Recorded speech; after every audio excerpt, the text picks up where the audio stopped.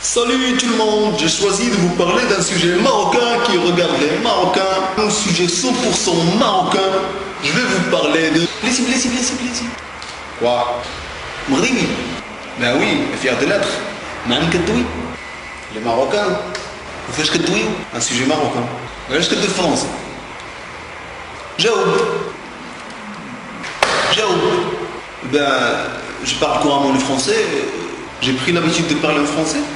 مزيان تكون دوي بالفرنسي ودوي بالانجلي والطالياني ودوي بالموزمبيقيه ولكن ملي نسولك واش الفرنساويين كيدويو بالعربيه وفي نظرك علاش حنا كندويو بالفرنسي dans le Maroc est un pays francophone en plus on était colonisé par la France voilà هذا اثر الاستعمار في المغرب حيت فرنسا كانوا مستعمرين شحال هادي وخرجوا وخلاو الاثر ديالهم هنا علاش حنا ما نتعاملوش بلغتنا مزيان ندويو فرونسي ندويو اونجلي ندويو بلغات مزيانين ولكن ندويو بلغتنا بعدا هي الاولى ديك الساعه نشوفوا اللغات ديال الناس للاسف الناس ولاو كياخذوها عياقه وقت السيد حتى ولينا كنشوفوا انفصام شخصيه في المغاربه كنشوفوا امهات واباء كيدويو مع ولادهم بالفرنسي ولاو كيحرصوا يعلموا ولادهم ولا من العربيه كنحاولوا نفتخروا بشي حاجه ماشي ديالنا هذا الشيء ولينا كنشوفوه في الشارع وفي التلفازه وفي الدار وفي الاضاءه وفي هذا الشيء كله كنقولوا ما علاش الغرب واوروبا حاقدين حيت في الاصل حنا حاقدين راسنا نديروا العز لغتنا كيف ما كيديروا كاع الناس كيف ما كيديروا الاسبان ولا الفرنسي الانجلي الالمان الروسيين والسوريين وليزانديان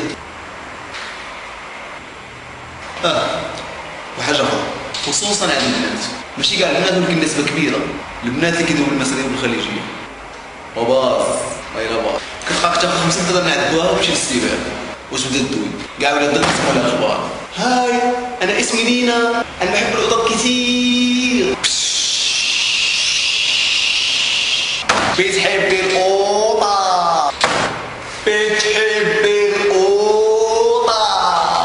بون علاقة البنات مع المشاش موضوع اخر خلينا في الموضوع ديالنا احسن نحاولوا نبقاو في سباقتنا وما نساوش اصلنا وكيف قال المثال خلق الناس عبيدا للذي يأبى الخضوع والمرة الجاية عافاك دوي العربية سلام